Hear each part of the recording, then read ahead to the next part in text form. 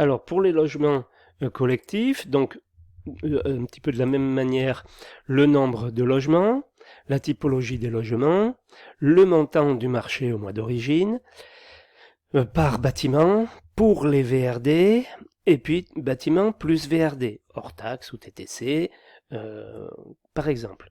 S'il y a des garages, idem, pour les garages, rendement des garages, donc nombre de garages, surface totale de plancher des garages, hein, ce epsilon, enfin le total des surfaces de plancher des garages. Rendement, c'est la surface, le total de surface de plancher des garages divisé par le nombre de garages. Rendement des logements, surface totale habitable des logements, surface totale de plancher des bâtiments, garage exclus, surface totale des annexes. Le rendement des logements sera, le rendement individuel ou le RL, rendement des logements, sera la somme de surface habitable par la somme des surfaces de plancher. Le coût d'un garage en euros, toujours à préciser, c'est en hors taxe ou TTC. Ces éléments permettent d'établir les ratios de l'opération. Alors, nombre de logements, typologie de logement, voilà. Donc, de la même manière, nombre de logements, il y a X, il peut y avoir par exemple 2 immeubles, hein, voilà. Donc, dans l'immeuble 1, il y aura 13 logements, dans l'immeuble 2, il y aura 10 logements, par exemple. Nombre de cages d'escalier, il y a 2 cages d'escalier ici, une cage d'escalier ici. Un ascenseur ici, il n'y en a pas ici.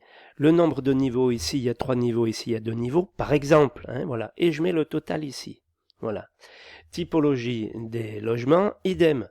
Il y a 22, il y a, je sais pas, 10 T1, 8 et 2, mince. 8 et 2, 3 T3, 8 et 4, etc., etc. Donc il y aura par exemple 35 logements. Et puis ensuite, on précise ici leur nombre plus spécifiquement, enfin ici, pardon, la surface de chaque T1, T2, T3, le nombre de chaque, et ici la surface, le nombre total et la surface totale. Voilà.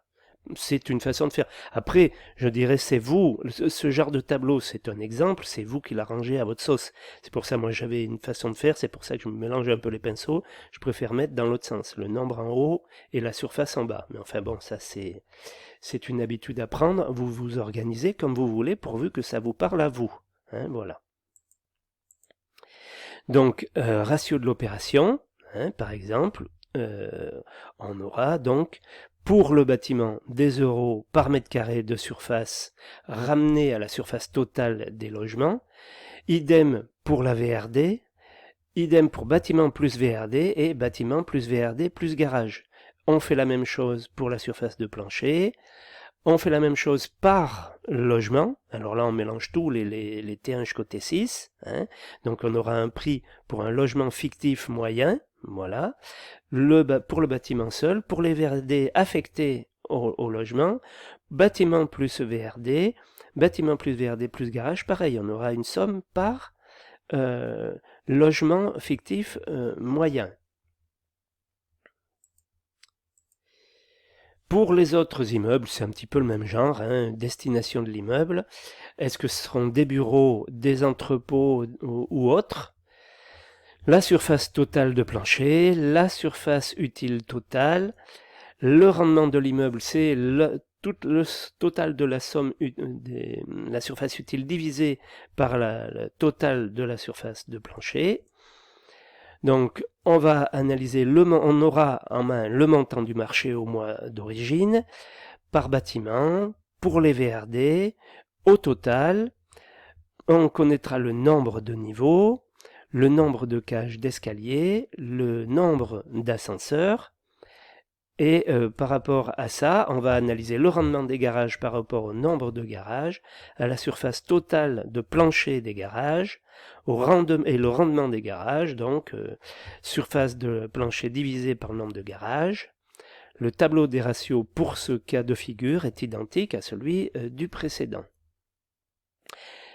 Alors, on va avoir le ratio de l'opération et ça va ressembler tout à fait à l'immeuble de logement collectif de ce qu'on avait précédemment. Donc ça, c'est une présentation, on va dire, d'ensemble, assez rapide, qui peut vous paraître un petit peu floue pour le moment. Euh, donc vous allez l'appliquer, bien sûr, maintenant dans cette séance.